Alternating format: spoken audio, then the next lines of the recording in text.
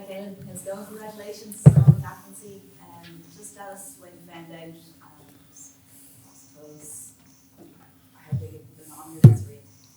Thank you. Found out Tuesday afternoon. So we were back in camp Monday night, and then our first training day was Tuesday. So Faz gave me the heads up then that Pete was going to be out and I was going to take his role up for the week.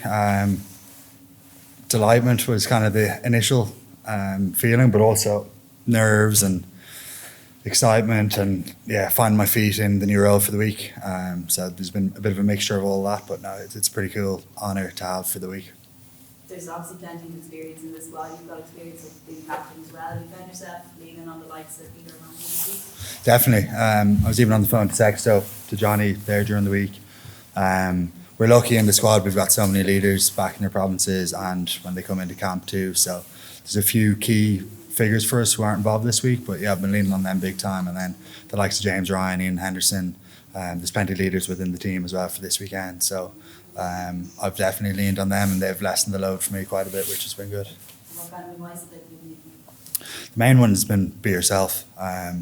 Like the tendency is to kind of seeing Pete and seeing Johnny do such a good job and how they do it, and me thinking, how can I emulate that? But their message is just be yourself. Being authentic is the best way to lead, and finding my own way to do it, which is challenging at times, but no, it's been good. Thank you. Thanks, Miles. Caelan, congratulations again. The move from, well, you played across the back row, I know in your career, but the move from 8 to 7 or 6 to 7, just try and explain how that just changes your game. Not too much. I'm pretty familiar with the 7 role from covering it. If it's me and Josh with Leinster or Ireland, I'll be the backup 7. So, I've been in that role and practicing and training quite a bit, swapping in and out with him over the last number of years. So, it's part of my game as well, this sort of open side, groundhoggy bit about disrupting breakdown and making myself a nuisance. I've kind of tried to bring that in, whether I'm playing 6 or 8 either. So I can do it a little bit more, stick my head into a few more rooks, skill-free this weekend, but I won't be changing too much.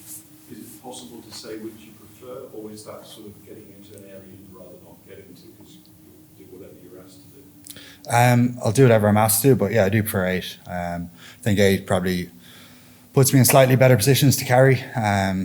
But having said that, like our unstructured attack gives everyone an opportunity to get involved. So I'll be trying to do that from 7 and get my hands on the ball as much as possible still.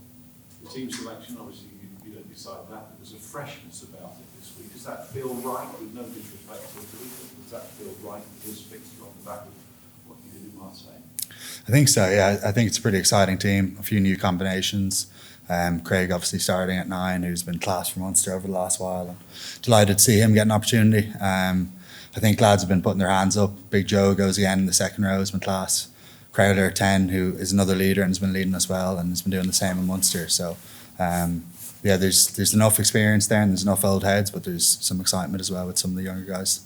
One final one from me. As well as you played, clearly you played very well as a team last week.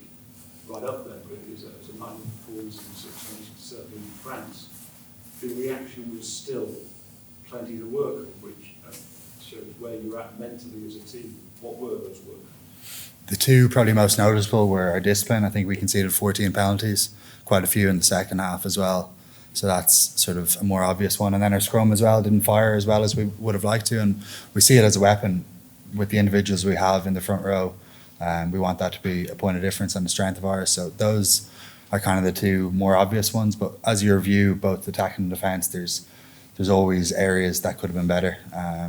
So the challenge this week is to back up last week's performance with an even better one this week across all areas. So it's a pretty exciting prospect and challenge to try and do that.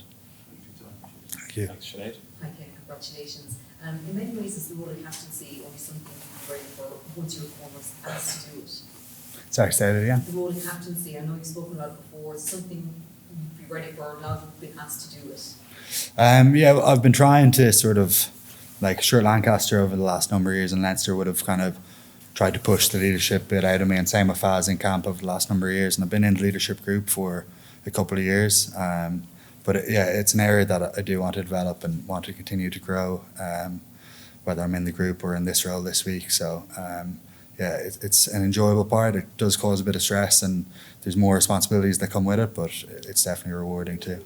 Yeah, do you think you've spoken these big inspirational words or anything like that when you're told to the team? Yeah, there's part of me that feels I need to do that basically, but just talking to Faz this morning actually, he basically said the contrary of that, and do it in your own way, and you don't need to have these big speeches prepped, and so it was nice to hear from him. Thanks, Kieran. Just again, you mentioned the experience in the squad. Were you surprised when Andy came to you and asked you to be captain, and just how you found actually leading the team through the week? A little bit surprised, although I took over from Pete towards the end of the game last week, so knowing that he was out, he had told me he was out on Tuesday morning, so I knew there was a couple of lads who it could have been. I thought I might have been one of those. I found it good. Like I said, I've been definitely leaning on, we meet as leadership group quite a bit, and I've leaned on them and tried to delegate a little bit, and sort of said to them that, like, we've got some unbelievable leaders. If they have something to say, don't feel like they're stepping on my feet. I want them to say what they have to say and help me. And I think the more voices we have, and the more people even outside the leadership group can speak up and add their opinion into the mix, the better.